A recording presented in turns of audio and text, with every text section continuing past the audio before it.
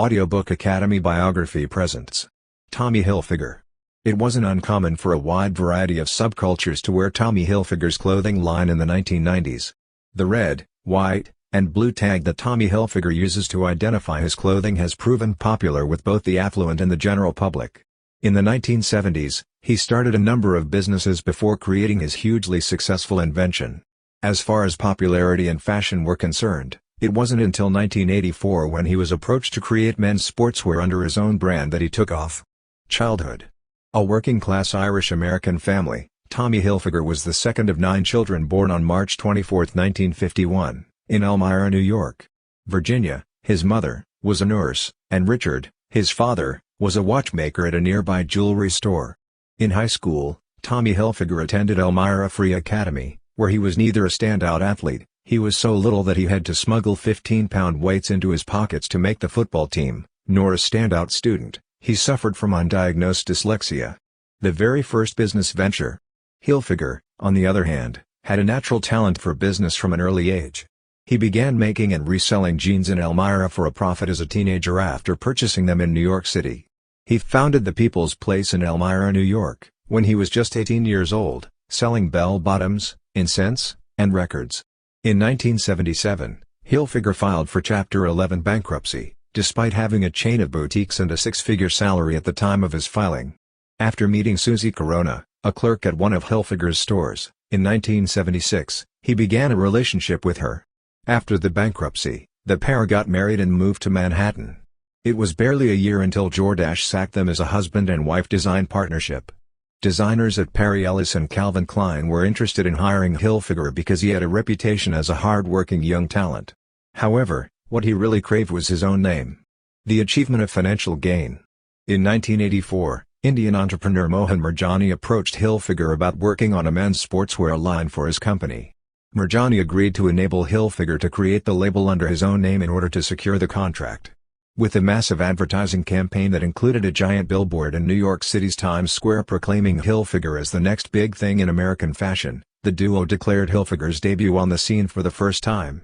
In 1986, Hilfiger told a reporter, "I think I am the next great American designer. I'm the next Ralph Lauren or Calvin Klein, they say."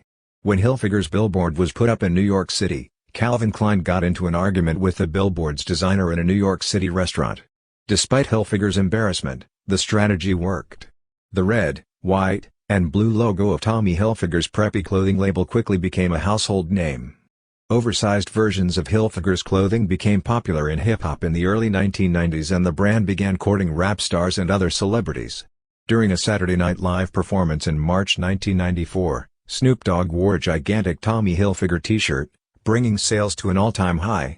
In spite of Hilfiger's commercial success, the fashion elite continued to shun him. Although Hilfiger was a frontrunner in 1994 to be named the CFDA's top male fashion designer, they decided not to honor him with the award at that time. In 1995, they finally delivered it to him. Difficult circumstances. The Hilfiger family was split up in 2000 after Hilfiger's 20-year marriage with his wife of 4 children ended. His career was also on the rocks. As a result, sales of his clothing decreased by up to 75% among the hip-hop crowd. Tommy Hilfiger's brand was no longer cool, which was worse than poor sales.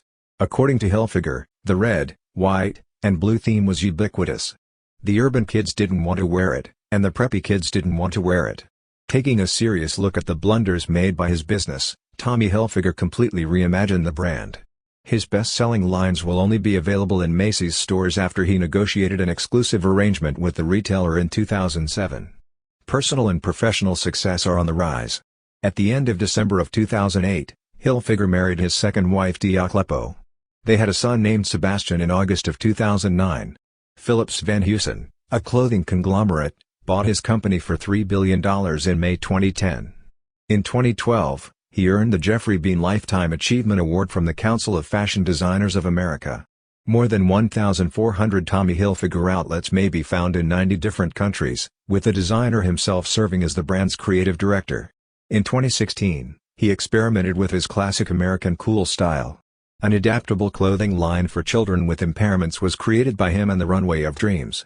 Thank you for listening in Audiobook Academy. Don't forget to subscribe and smash that like button for more content like this. See you in next video.